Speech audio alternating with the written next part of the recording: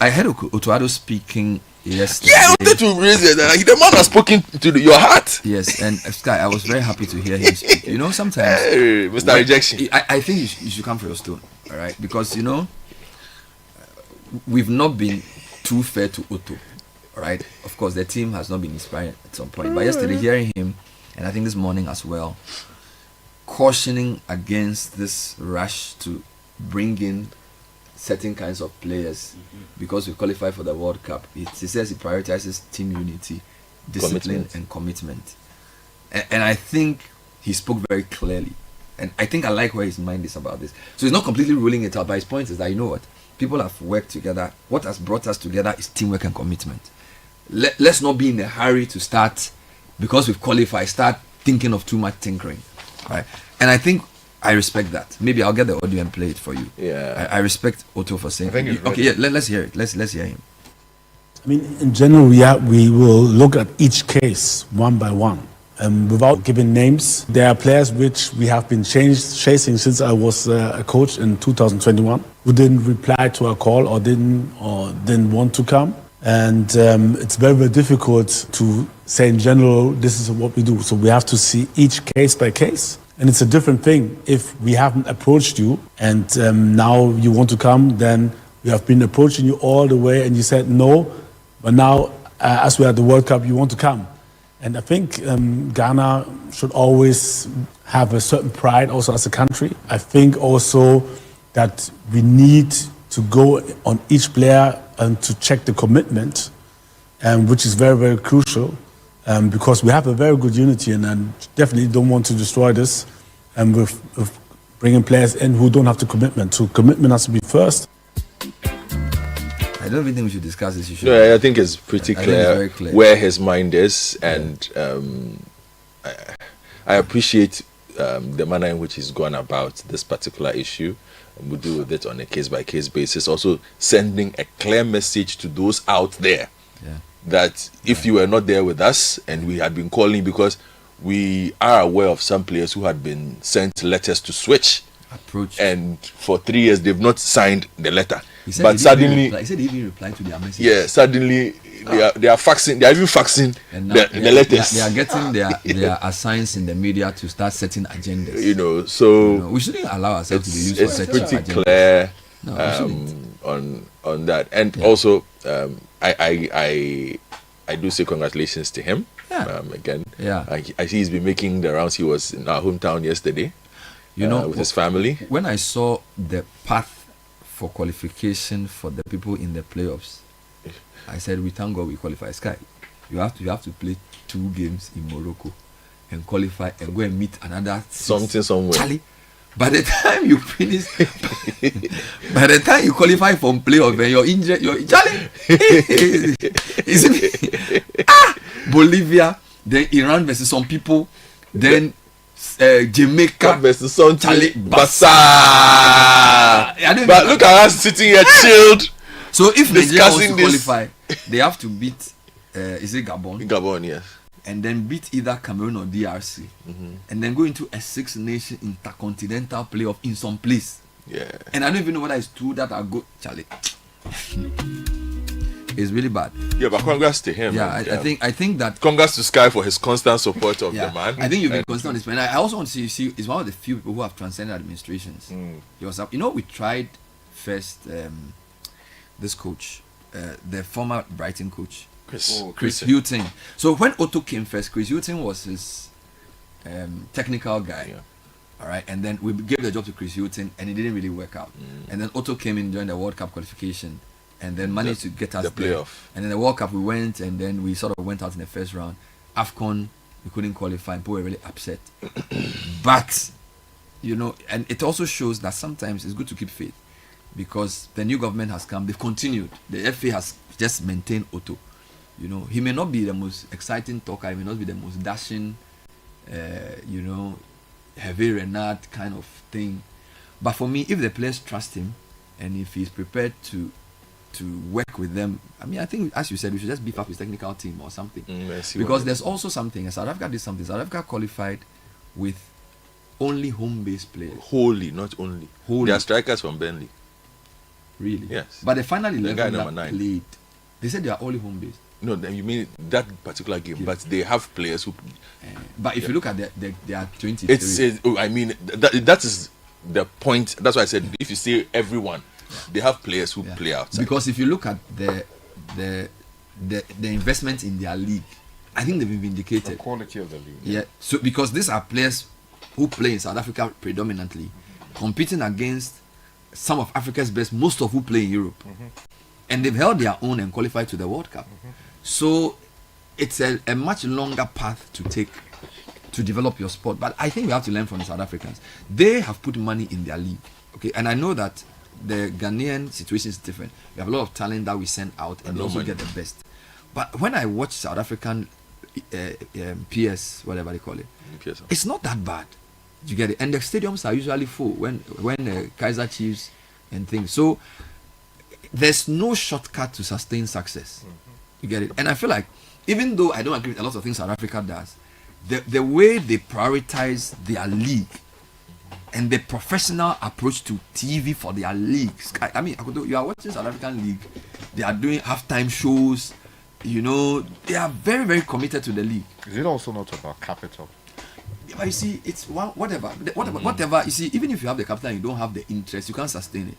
So a lot of times they say we don't have money, but they've made. Look, when you meet them, when Kaiser Chiefs playing Orlando Pirates, like Asante Hassan and Kotoko, very tribal. Even now they have been arguing that there's not enough Kaiser Chiefs players in the national team, that they've brought Sundowns and Orlando Pirates and a few other teams. Well, Sundowns is very good. Yeah, but they're saying that. But I know the traditional teams is. Yeah. But what I'm trying to say is that, you see, we can use this football thing to teach many lessons.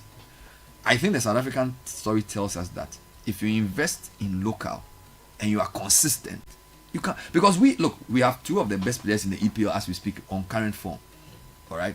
And the South Africans are mostly playing in their local league, but they've qualified. Victor Osimhen is in Nigeria, one of the world's best strikers. Yet South Africa is ahead of them. So it also tells you about the teamwork thing that Otto spoke about, isn't it? Yeah. Because at the end of the day, you can have the finest stars. If you bring them together, they are not able to gel properly. Everybody has an ego that trips every now and then. Then you have a problem. But it would seem that these guys from South Africa, they see themselves as equals. They are from the same locality, and nobody's feeling bigger than the other.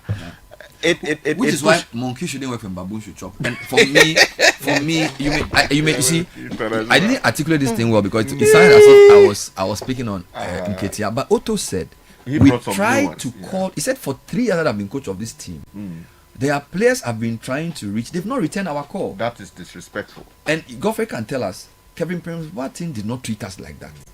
Yes, we went to him and said come and play for us. And we knew his injury record, and he was a very good player. So Kevin didn't treat us with the level of disdain these guys are treating us. So when people use Kevin, Iñaki, they say initially I didn't want to play. Of course, Iñaki didn't have any connections to Ghana. He speaks Spanish. His English is not that good. But credit to him. At the time he said you play for Ghana, he was a very decent player for Athletic Bilbao. And he's actually been available. I was since 2021. I was surprised that I thought after the World Cup he would play games with us. He came for every qualifier. The AFCONs, everything, showed up. Because you see, if you are an African doing well in Europe, a lot of times people don't regard you, particularly because of your skin color. You have to be 10 times better. He comes to Ghana, he feels the love.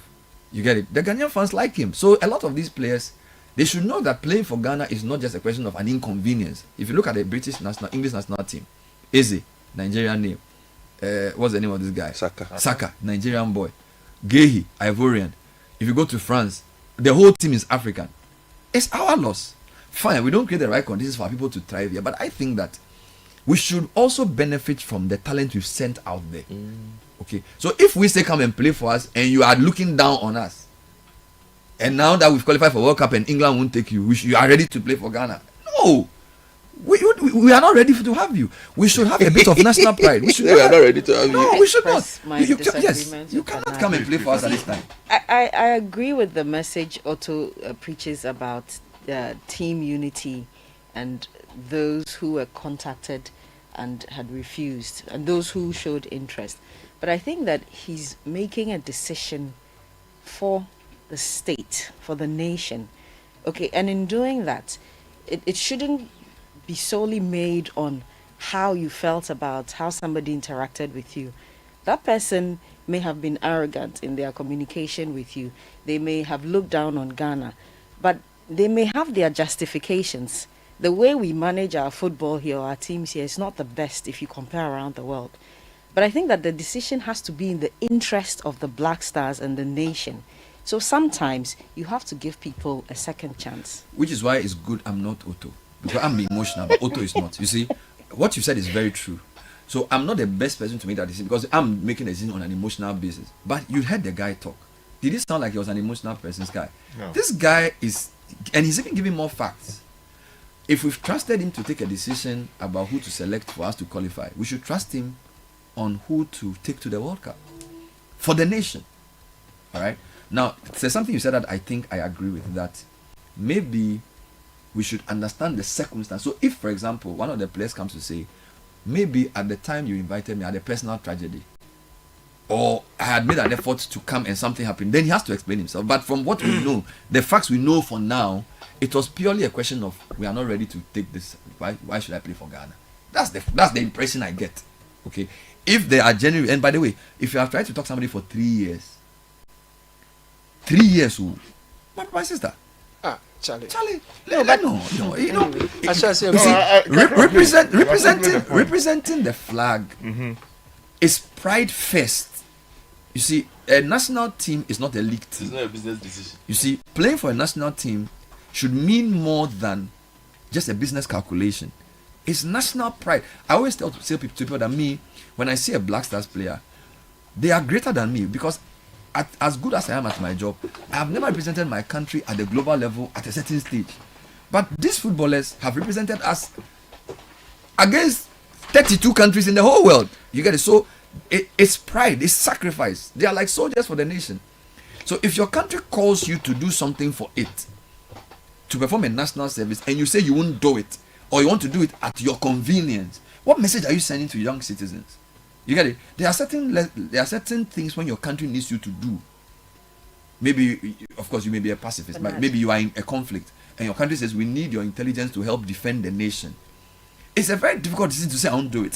So even though football is a professional career for them, they are earning money in us now. I don't think come and play for Ghana. You say you won't play. Now we are qualified for World Cup. Then you say you should. No. I don't think we should make judgments on the reasons, okay, or the clear rejection. What I think is important, you said what? If you are invited to play for Ghana, it's about national pride. Yes. There are countries and there are countries, okay. Especially if you've grown up in a different country, you've been exposed to a different way. Hold on, let me make my point. You've been exposed to a different reality about what a country does for its citizens. You can't expect that same, mentality.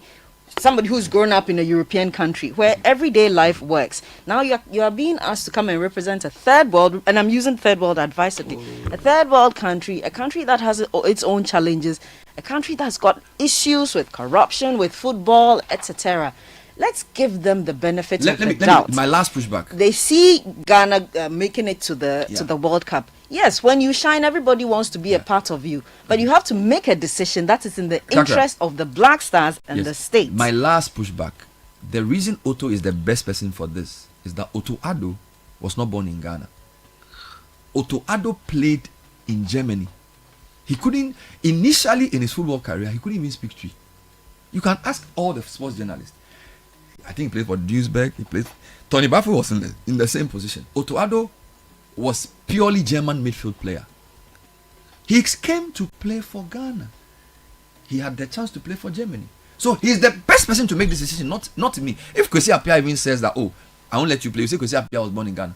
Otto Addo, you can check with all the sports journalists. He went through the same process. So if Otto Addo, a person who was born in Germany, who had to come and reconnect with his roots, played for Ghana at the 2006 World Cup and has become a coach at the World Cup, and he has called you, a Ghanaian who has also played for England, he played in England, and he says come and play for us, and you say you won't even pick his score, then you qualify the World Cup and say you want to come and play.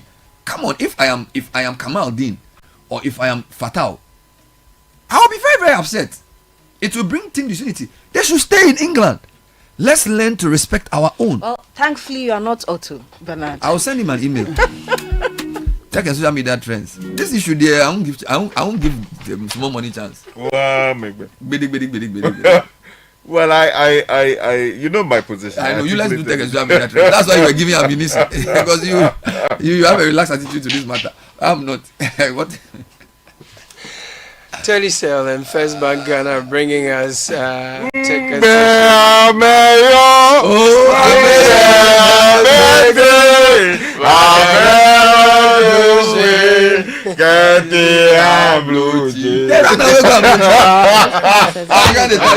your insight on the Black Stars, but I disagree with you on the Kevin Prince Boateng matter. KPB didn't contribute to our qualification to South Africa, but he played in the tournament. Then he snubbed Ghana in the qualifiers until the last match with Egypt at Cairo when we had qualified. His inclusion in the Brazil tournament came with that management raw. He is a bad example. So that's Jonathan sending that message from Ghana West. And this person says, kindly get us a poll so we can decide if such players should be called to the Ghanaian team. Who should work for you to chop?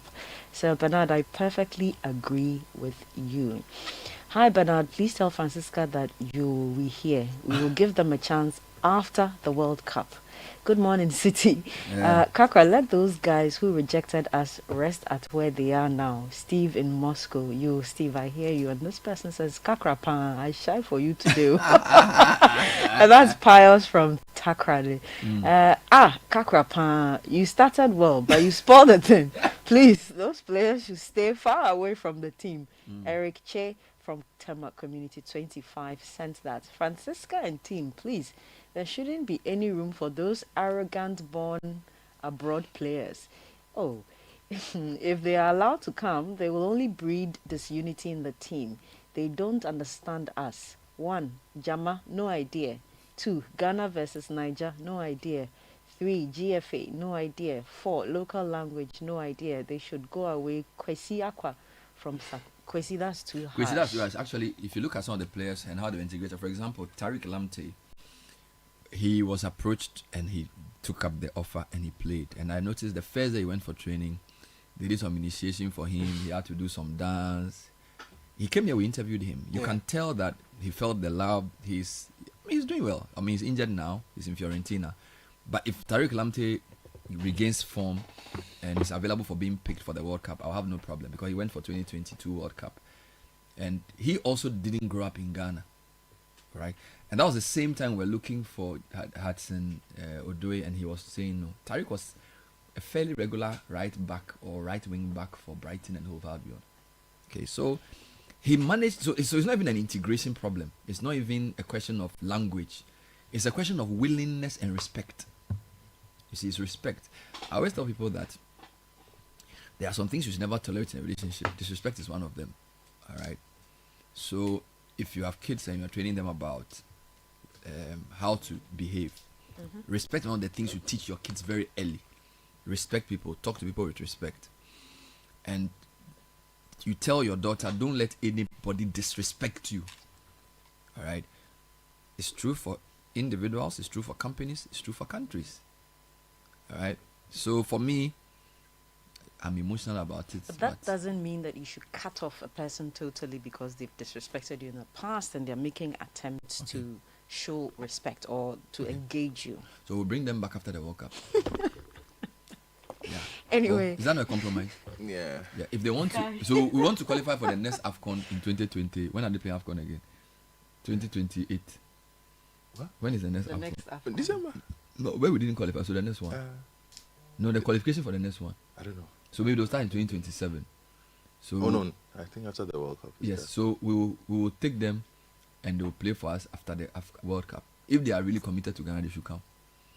The first game, we are going to Djibouti. Yes, we are going to play Djibouti. We are going to play 3 o'clock on Sunday afternoon at Djibouti. They should come.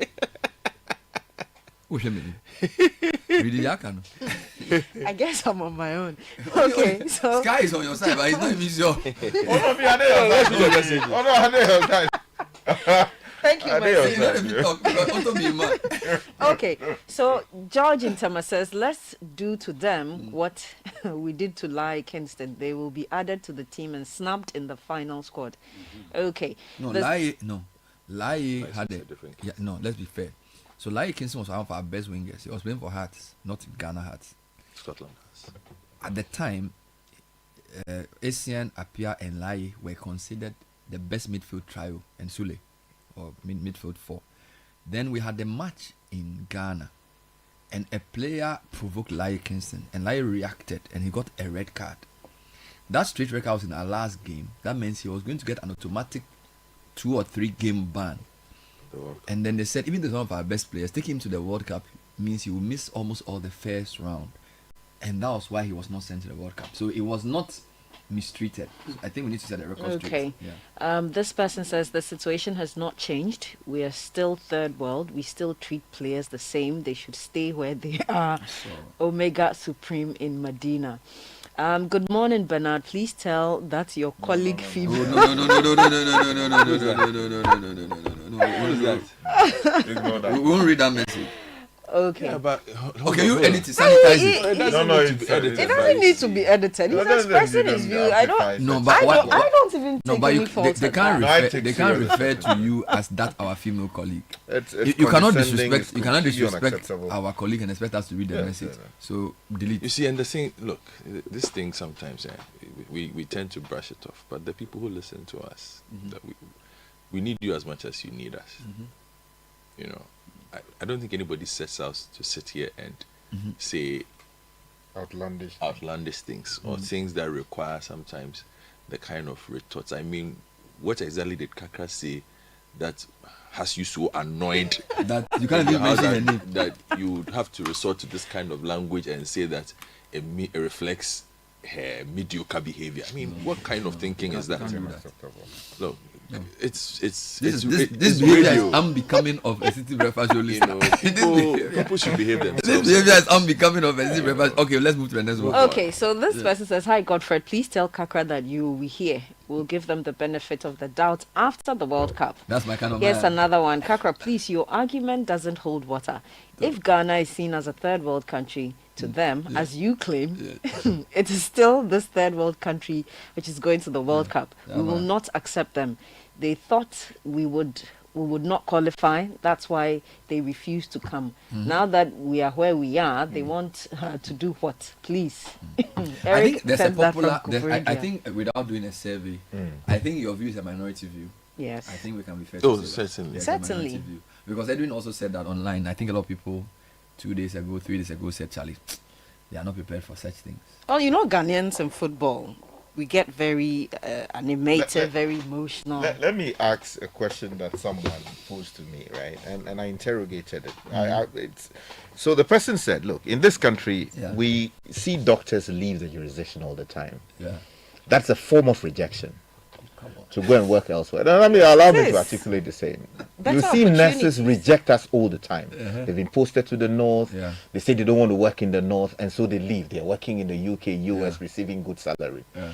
You see teachers in some cases, they reject us all the time. They've been posted to Adafianu. They say Adafianu is not developed enough, so they leave and they are working in the US and many other jurisdictions where they receive good salary.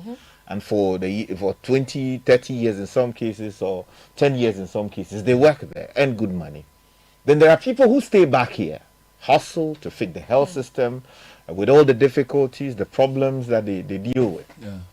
And then 20 years later, they come Yeah. with some good money, and they want to contest in Ketu South, they want to contest in Ketu North, they want to contest in Ododo, so that they become members of parliament. In some cases, president of the republic, or they actually want to show people aside, don't become director of health.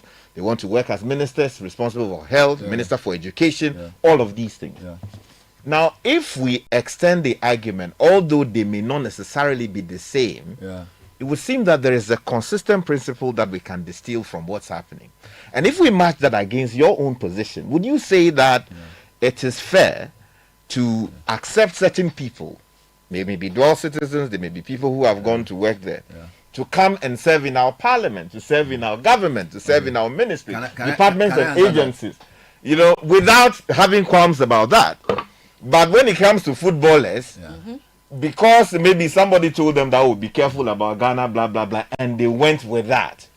Abenga, Okay. we can't invite them to come and work. It's a question. I appreciate the analogy because it helps enrich the discussion. And sometimes we need to do these arguments so that even kids listening can learn to reason. So I appreciate what you're doing, and it's good. The fact that we have to draw parallels and also be consistent in our principles. I also appreciate the fact that you've said that the analogy may not be perfect, but at least it's a good enough analogy to use in our discourse. Having said that, I want to point out two distinct differences which do not necessarily make the two comparable. Okay.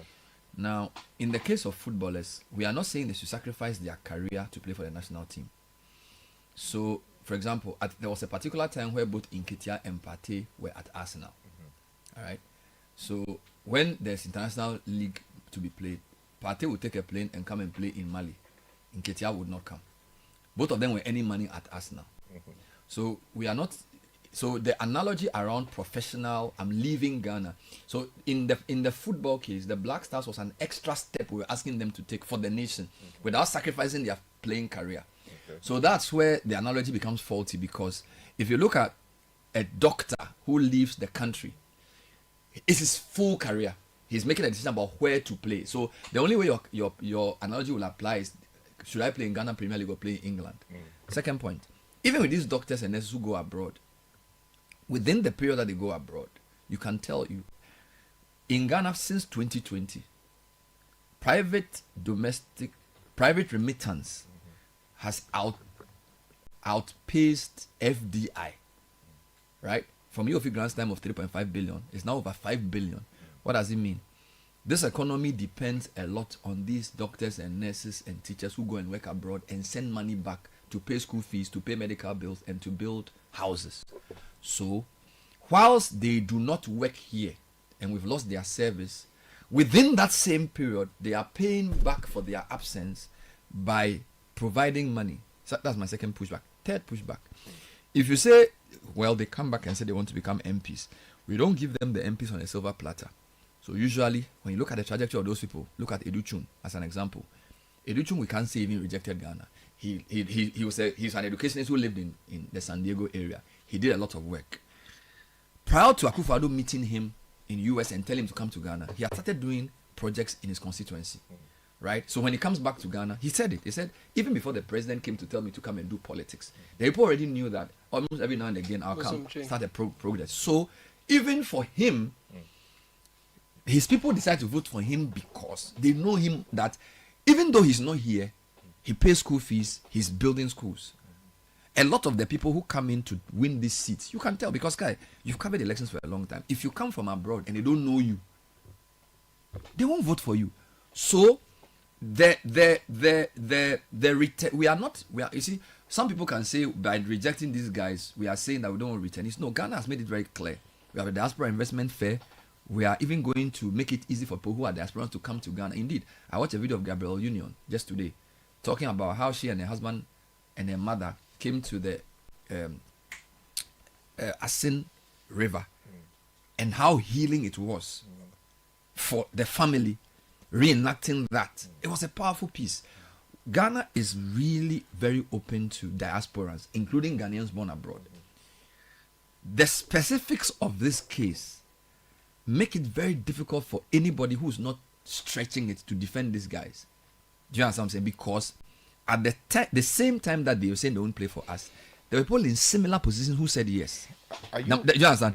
And then number two, the coach who was calling you to come is the best example of a player with that same duality. You get it? I've told you, he was a coach who played in Germany, whether Duisburg or something. Yeah. He's German. His English is, in fact, when Otto speaks English, it sounds like a German. 2006 to early 2000s was when he started playing for Ghana. He was a defensive midfielder. No, he was a central midfielder, as a winger as well. Good. Hans Edu Sape also falls in that category. In fact, at that time, we wanted Gerard Asamoah to play for us. The Germans quickly put him in the national team. He was one of the best finishers. He wasn't as good as Tony Yeboah. But I think if Gerard had come in, he would have given Ghana another option. Gerard didn't come because Gerard came in, we didn't mind him. Well, I don't know. The Germans took him, whatever. But he played for Germany. Yes, he played for Germany. Because Gerard came, we didn't take him. I didn't know. But the truth is that if these players had not rejected us in the way they did, and we had said, so let's change the circumstance. Let's assume we've qualified the World Cup and we say, okay, Ghana has qualified for its first World Cup and we need players of a certain ilk. We may not have approached them before, but we feel like where we've gotten to, we need a certain kind of skill set for them to join the Black Stars. So please come and play for us. That will be a different set of conditions. Here we are with very good players. And don't forget that the World Cup is also a chance to market your talent.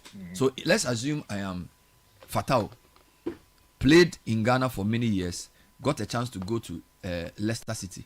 The season that I was supposed to do very well, I get injured. My team gets relegated. Now I'm probably one of the top 3 players in the championship. Now I get to a World Cup. I'm a right winger. If I play 3 games against Germany, against Puerto Rico, against whatever, and I do well, I may get a chance to play in Dortmund. He sacrificed all his injuries to come and play for Ghana. Then last minute you say let's let Callum Hudson-Odoi, because he's a better player at Nottingham Forest, to come and replace Fatau. It's not fair to Fatau. And a lot of the boys who are in the team now, they play for maybe middle level teams in France and other places. This is also their chance. You get it? And the motivation, football is also motivation. If I'm playing in a first division team in France or Belgium and I get to a World Cup and I know the world is watching me, I'll probably push myself better than somebody who's playing in Crystal Palace, who decides when he wants to play for the Blacks. So Sky is very, very, very difficult. The only way I'll agree with you is if you have a once in a generation talent. For every rule is an exception. Okay.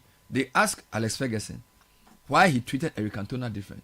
He said Eric Cantona doesn't do anything wrong, because when I put him on the park, what he does, nobody else can do it. But the people we are mentioning are not Eric Cantona. You get it? So let's not overstretch the argument just because we feel like they have something to offer. They are not even starters in their team as we speak. You get it? Nketiah doesn't even start for Crystal Palace. He's not even started a game in a long time. But that doesn't mean that he doesn't know how to score goals. You see, I'm tired. It's okay. Whatever you want to do, I won't say anything again. Whatever I want to say, sir, I'm tired. You see, I just want to add that, you see, the argument you made about what do you call it? They contribute to building Ghana, they send money home, and all of that. I mean, while I respect that, and in fact, the case in many cases, the truth is also that these footballers, they also send resources back home. In fact, on one of the trips that I was coming back from the UK, I met, one of the names being bandied about. What's his name? This former Chelsea guy. Hudson-Odoi. Of course, I wanted to interview him, but we couldn't. When you were in the UK? Yeah, that's right. We were coming back. We were on the same flight, BA flight to Ghana. And when he came, you saw him in the communities, supporting the communities with, footballing kits and all of these things. In fact, he has relations in Ghana. He sends them money. Which money goes into solving all kinds of problems. If you elevate it to the level of professionals, when Professor Frimpong Boateng left this country, he went to Germany to specialize there. He was fine. He was great. He was brilliant. And when Jerry Rawlings approached him, as the story with the story we are told, right? He could have been at his very best. He came. He came down to Ghana. Good. To serve the Republic of Ghana. He didn't become a minister. You are helping my argument. No, hold on. Hold on. He didn't become a minister. He didn't come straight and says, I want to be MP. No. He came to set up a center which today is serving the whole of Africa, the whole of West Africa in many ways. Solid. You understand? Yes. Before he eventually decided that he wanted to elevate himself and serve in a higher capacity. Correct. But there are many names I can give you today. Who abandoned this republic when they were needed in Damongo, they were needed in Pusiga, all of these communities. Went to the US, made good money there.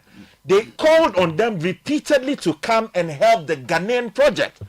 Many refused, that they were not going to come. Good. But then the moment they heard that, in my constituency, there's some space there, they are running. The moment they hear that, MPP has won, or NDC has won, they quickly find their CVs, quickly they come lobbying and shoving away people who would have sacrificed their lives in Ghana, right? So that they can occupy those positions. The argument I'm making is that, yes, they may not necessarily be the same thing. But would you consider a president who overlooks somebody who's sacrificed for a country to then go and bring in such a person and make him a minister, would you consider that to be a good leadership example?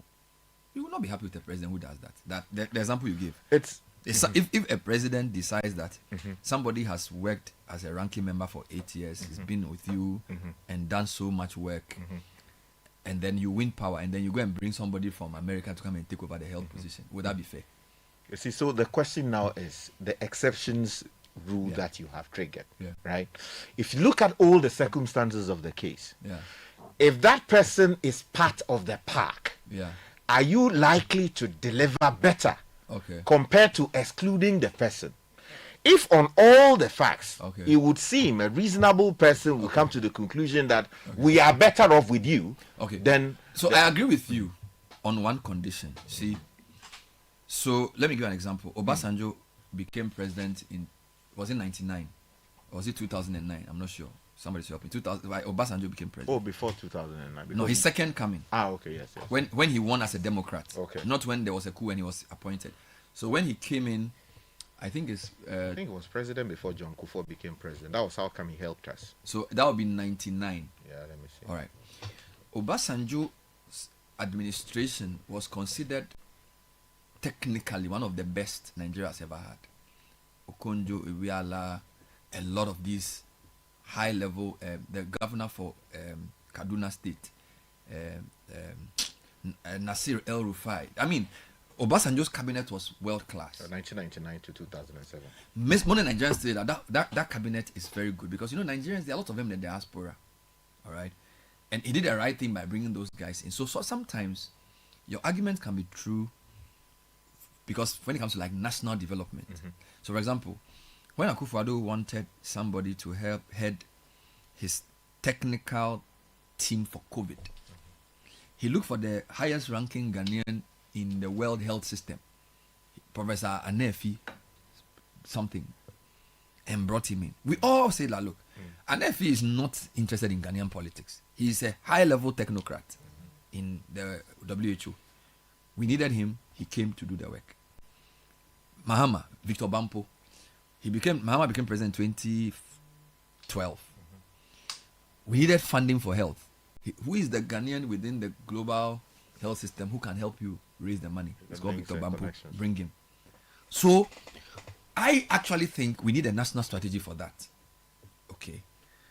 And a lot of these people that you are saying, they took pay cuts to come and work for the country.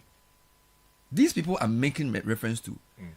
They took pay cuts because working for your country, sometimes, especially at some level, the amount you are paid as a minister on paper may not compare to all the perks you get working for the UN or WHO, the security of your family living in Geneva, schooling for free, and all those things. Okay, so I'm saying that when your country calls you at that level, you should say yes.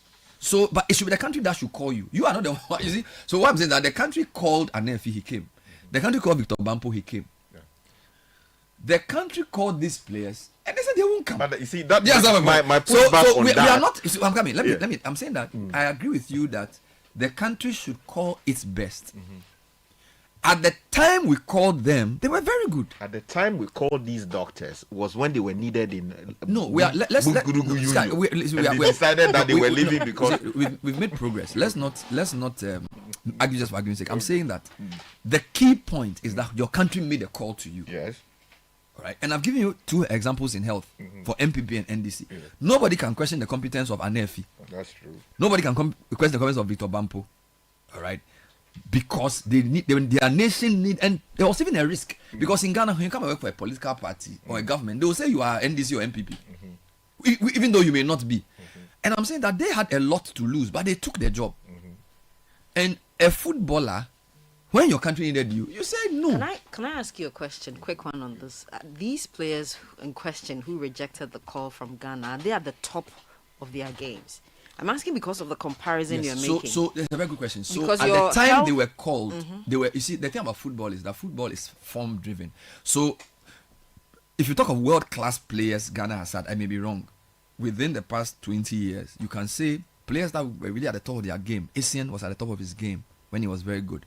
Asamoah Gyan was at the top of his game when he was very, very good. You can say at some point, Partey, Atletico Madrid into Arsenal at the top of his game when he was very, very good. You can say Kudus and Semenyo are on their way there. Okay. I'm not sure you can even say that about Hudson-Odoi or Nketiah at the time we even called them. They were very good, but not. They were not at the point where. No, but Hudson was playing regularly. Yes, I'm coming. I'm saying that they were not at the level where you would say that you even make an exception to bring them. They were very, very good. Okay, they are, so and again, I'm not a football guy, but when you talk of a world-class player who can walk into any team on his day, so Essien, when he was Essien, he was the. You understand? I don't even think these guys even reached that level. So the more and yet we call them. No, Bernard. The more reason, and I'm parrying your example with the health experts, the world-class health experts you talked about. I'm parrying that example. Yeah. If they're not at the top of their game, the more reason we should accept their decision. Because remember, there's an individual interest or what word should I use? Individually, they want to build themselves. It is easier for the person, for the Ghanaian outside who has hit the mark, to make that pay cut and accept the job. To take that pay cut and accept the Ghanaian job. For the national it's team, not easy for. No, but I could play for a national team is not. It's not a pay cut. You see, that's what I'm saying, that the example Sky gave is a bit problematic because you see, leave WHO and come and work for Ghana for COVID. Change your career. Black Stars, we are not saying change. But they don't necessarily leave. They take fine. But you see, we are not saying, we didn't say leave your team and come and play for Blacks as a permanent profession. There's an international break which allows every player to play for a national team. So you are playing for your football team. In the international break, come and play for us for 2 games and go back. That's what we said. We are not saying stop playing for Chelsea or whatever. Just and so it's not the same kind of analogy. So I'm saying that it was not such a big price to pay, because even world-class players in your team were traveling longer kilometers. Players like Brazilian players, they will travel sometimes to a different day zone to play at altitude. So, for example, you are Alisson. You are going to play in Peru, and you are playing at 6,000 feet per and they still do it. So it's the more you stretch the comparison Sky brings, the less tenable their argument is. I think the only way to bring them back in is if the coach has a very strong view that he has a problem to solve in the team that only they can solve. And then that will mean that he will then find a way to integrate them in a non-disruptive way. But in the absence of that, the mere fact that somebody is of Ghanaian descent and is relatively good and is available and therefore should come and replace somebody who has paid the price for us to get there is not on. So ultimately what we are saying is that if on all the facts, it would seem that the people are needed to help us get to where we want to. A certain expected outcome, But we should not decide that merely because they said no initially, the door is shut to them. I think that is where prejudice comes in, and I don't think that. Well, the coach is the one who decide. Somebody said Gerard Asamoah actually called up. This is what somebody saying. No, Gerard Asamoah was actually called up for a Nations Cup qualifier when Dosena was the coach. He honored the invitation. Yes, so and he was an unused. It wasn't used. Yeah, no, but the way he said it was like we didn't mind him. But we didn't mind him. No. I'm just correcting. When he came. No, he honored the invitation and was an unused substitute in the game. Which is, if you've listened to him, was that he went back. Yeah. That is why he went back and decided to play for Germany. But per FIFA rules at the time, he would have been ineligible to play for Germany if he had come off the bench to even play for a second. So the coach didn't let him play, and that's why he was able to play for Germany. Which is why when he went back, he made But he was called. You don't get me. Yeah, I know that story better than the person who is telling you this thing. You interview the guy. You understand? Why so if he had been called and all was okay, why did he go back and go and play for Germany? But he was called for one game and he didn't play. Does that mean that? Let's also not create a sense of entitlement. They have 22 players. They've called you to play. The fact that they've called doesn't mean you start every game. So the fact that the coach doesn't see need for you in one game, should that be enough for you to get angry? No, they should check the game that he was called to play. He showed up that he was on a USAP for. But who called him? The coach. But if the coach didn't want him, why did the coach call him? You check the game. Or do you think there was pressure on the coach to call him? Check the game. I won't remember. Dosena is long ago. I know. Dosena is. You check the game. Many comments have come in. Let me read some for you. I mean, I've kept quiet today So for many you. I comments. don't know why this was stretching this. It's a simple matter. Let's just move on. Well, but we can move on. I don't know. You are also. They are the ones who are not allowing. He's also stretching his No, argument. You see, honestly, Sky brought you an know, analogy. no, you see, the me same read the conversation messages. we are having about these footballers is the same conversation that party people also have, and many other Ghanaians have. They get no seriously.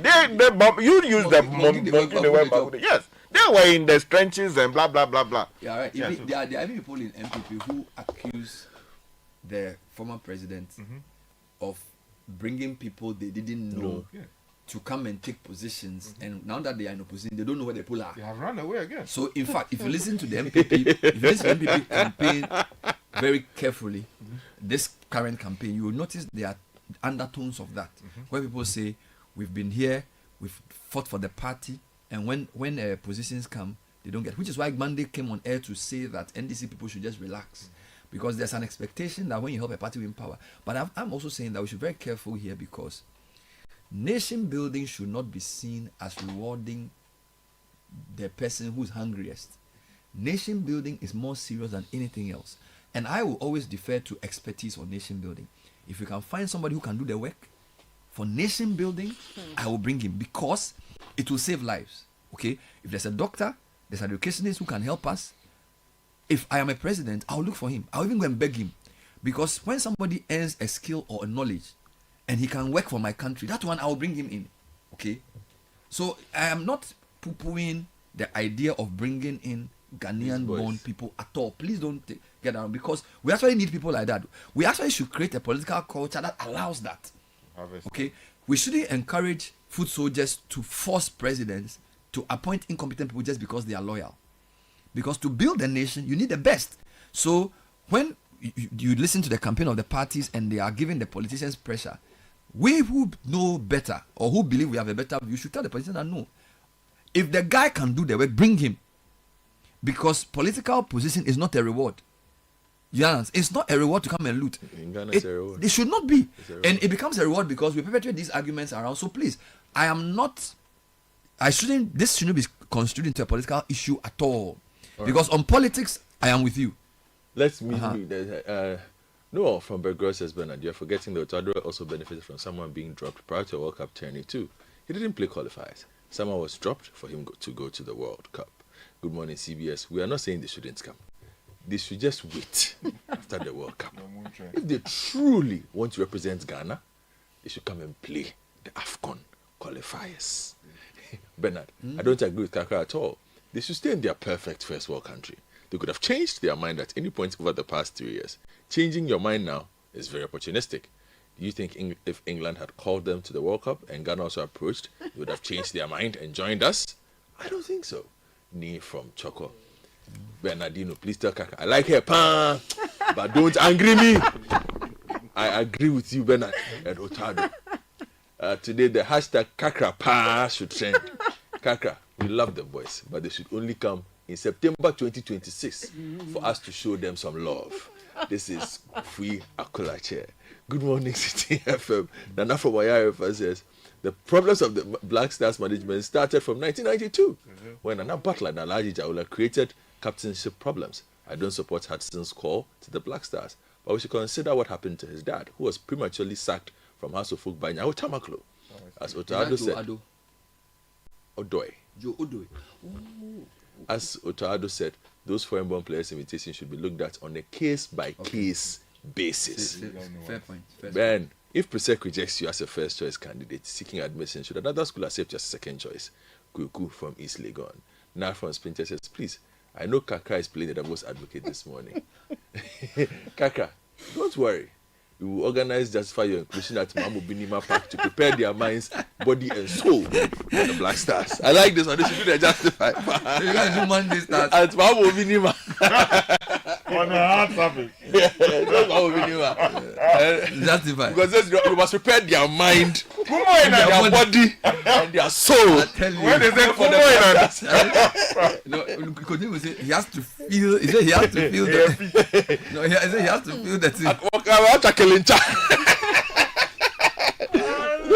They should do that thing, like, Back in the day, he said you are strong. They'll tell you have to fight this person. Instead of doing, you scored 17 goals in the La Liga, 6 assists. No. Okay, ni mama mo be meet us here Sunday. Justify. Sunday justify. Hudson-Odoi. Yeah. Nketiah, if you can score, it will shock you. It will shock you that some of them can. Look, I saw. You saw some of them. You know, but the other I've thing I told need you to this say, thing. do you know that there's a lot of the, and this is actually a good discussion because Cape Verde, one of the secrets to their success has been going for people of Cape Verdean descent who play, Portugal. particularly in the Portuguese first division, lower tiers, and it's helped them. Okay, but there are a number of Ghanaian and Nigerian born or Nigerian descent players who play for these countries who do a lot of work. So, for example, Jeremy Doku, he came to Ghana. I actually saw him personally to do projects. The Amsterdam, the Liverpool guy, Frimpong. Frimpong came to Ghana. He came to do some. In fact, Jude organized a match for him in one of your area. I think you even helped him. Yeah. Kodigapo was in Togo to do the same thing. He was actually playing a Monday Stars game in Togo. The former Barca man also was here. What's his name? The Dutch guy. Is it that? Memphis Depay, he's here a lot. It's not like he was here. He's here every time he gets. He's here. What I'm trying to say is that for some of Ghana, we are not even. A lot of these players, the love they get when they come to this town is massive, and they are doing a lot of things for the country. Okay, so again, we shouldn't see my view to say a lot of the Ghanaian-born players don't love the country. They've come to do many things. A lot of them are play for us because they are cup tied. All right, Jeremy Doku is playing for Holland, he's doing well, and then Frimpong will play for whatever, or Belgium and Holland respectively. But it's just on a case by case basis. I think Otuado has answered the question for us. Let's do case by case. Do this. Odoi and Nketiah, Odoi and Nketiah have no right to be caught in the Black Stars now or any other day, because they looked down when we needed them the most. If they should have been okay, that we've read this. The whole thing is like applying for a job where there's no vacancy. It matters not how qualified you are. There's simply no vacancy at this time. So, Bernard, these guys will come and cause confusion in our team and will end up dehumanizing our players who struggle to qualify for the World Cup. I think they can come back after the World Cup. Never again. Kakra and Bishop Sky, I support you. A zillion cement from Jata Cement. This is DJ Nature from Italy. But Bernard, let me just finish this one. I think Sky's scenario differs from the issue at stake. This guy expressly rejected the offer. He said he won't come. This is at the time we hadn't qualified. I think it's not unfair to say, no, we don't need you for now. Your position has been taken. This is not an argument. Sky, Bernard, to Sky's point about the professionals leaving Ghana and returning to lead as MPs, etc., kindly put him on notice that the electoral process for these professionals is synonymous to the qualification process. These people should pick their nomination forms and hit the campaign trail through AFCON qualifying rounds and AFCON. This is Andy. He's taking another level from Bus 2. So go and pick forms. Heritage Caravan 2020. Is it go and pick forms? Let me read it again. I love it. Tell me read it again. It says, kindly put him on notice that the electoral process for these professionals is synonymous to the qualification process. Sharp. They should pick nomination forms and hit the campaign trail through AFCON qualifying rounds and AFCON. So like first round we go to Djibouti, second round then we go to Chad, then we go to Bangui, Central African Republic, then we put more South Africa inside to give them happy. Then we'll see. I wanted to do something for fun. What? If we picked all the, let's assume there was a World Cup that had people who could play for a country of their origin or their descent. Yes. I think it will be a very interesting situation for a lot of countries. For Nigeria and Ghana and a lot of the West African countries and the players who play for France. Number one, the European teams will be much, much weaker and the African teams will be much, much stronger. Because if you take, for example, Nigeria as a case in point, Olise, Bayern Munich, France, that guy is one of the best promising players. In fact, Liverpool is thinking of replacing Salah with him. Eze, Arsenal, fantastic player. Saka, one of the best in his position. And there are lots of them like that. I think Ghana too has a lot of them.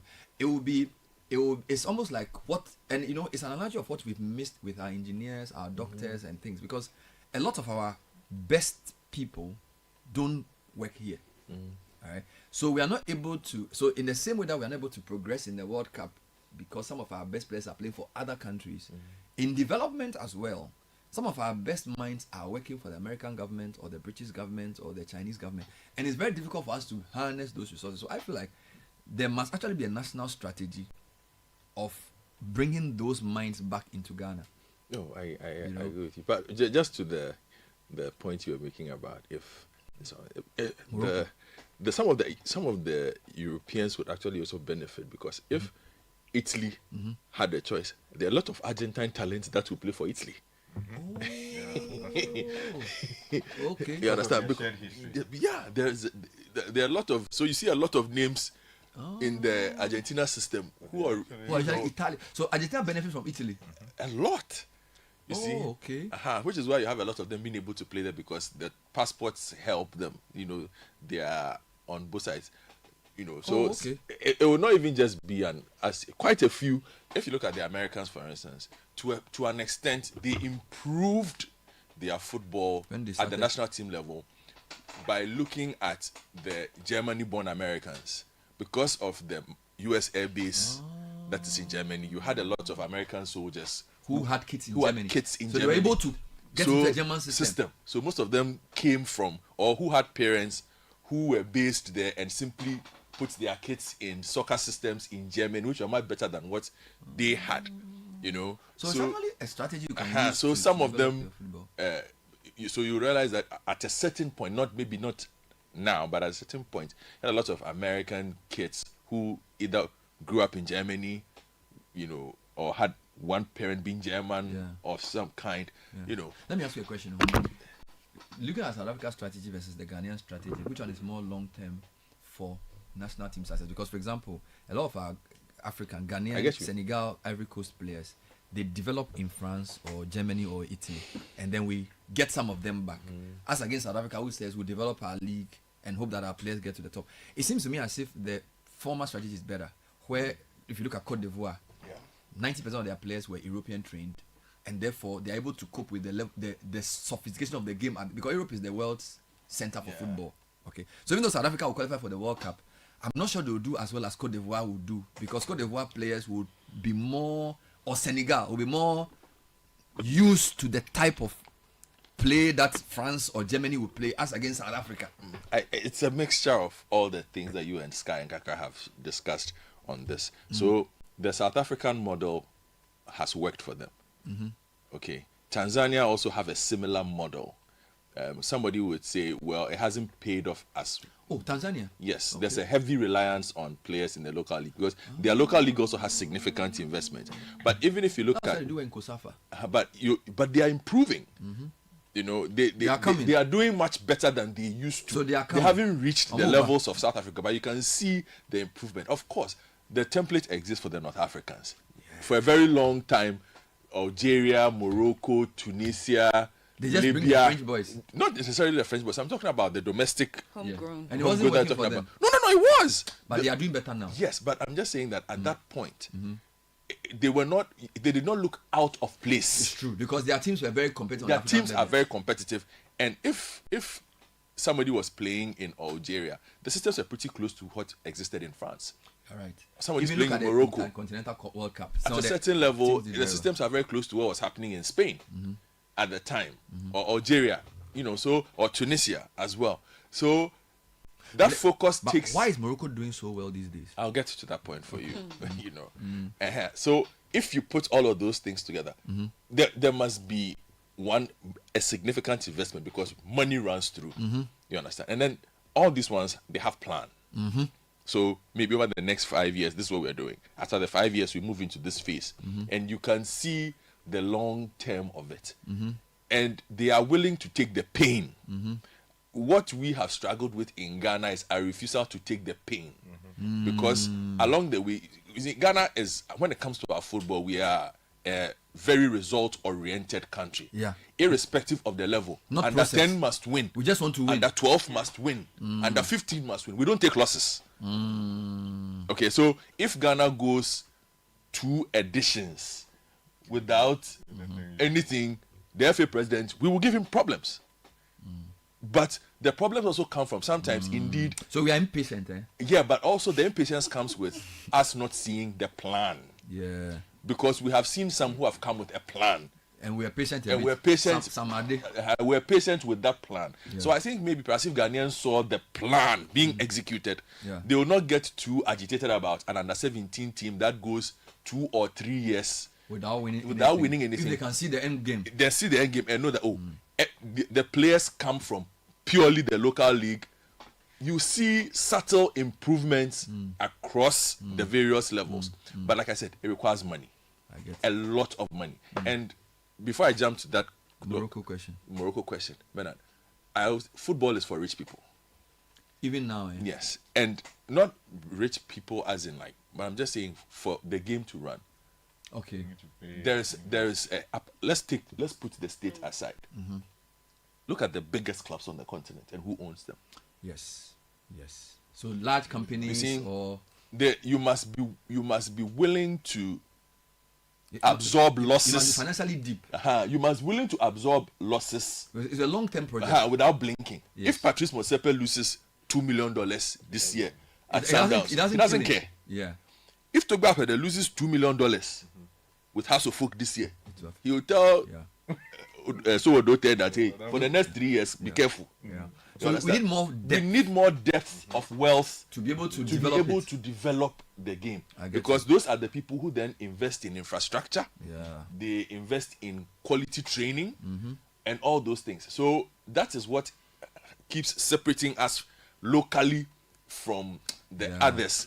No, there's a lot of money. If you went to Sudan, for instance, the big 4 or so, I won't take the big 2. So if you take Hilal, Cardinal, Cardinal used to run Etisalat. Wow. I would say run franchise holder. You know what it is. It is not a small business. If you go to Merek, you understand the family that runs that network. You have Hilal Obeid. That's army. Okay. And we don't have those types of things, which is why some have made the case for instance, I have made the case. We need to force to put Ghana Police, Ghana Army in the league, in the Premier League, because they have a system of developing the players. No, they have resources. Okay. You see, their infrastructure is almost always better. Their access to certain things. If you had a strong police team playing in Africa, the Southern Africans used to have a lot Zambia, of that. Zambia, Zimbabwe, even South Africa. If you far Rabat is the army, is the Royal Armed Forces of Morocco. Wow. You understand? They have budget for that. So a lot of those teams you would realize that do well. They can develop their players either company teams, like state corporation teams, provincial level teams. So teams that, for instance, you would have Asante Kotoko. So this is like 97 Goldfields. Goldfields was they lost to Raja. We haven't figured out the one team in Ghana perhaps that has been able to push that agenda properly is Mediama. Okay. With that, are they related to the mining community? Yeah, but that's why they have the stadium. Oh yeah. This is this guy. Yeah. Yes. So you look at Mediama and there's a sense of wealth. Takwa. They do well. Everything Mediama does is quality, and they have a strong local support too.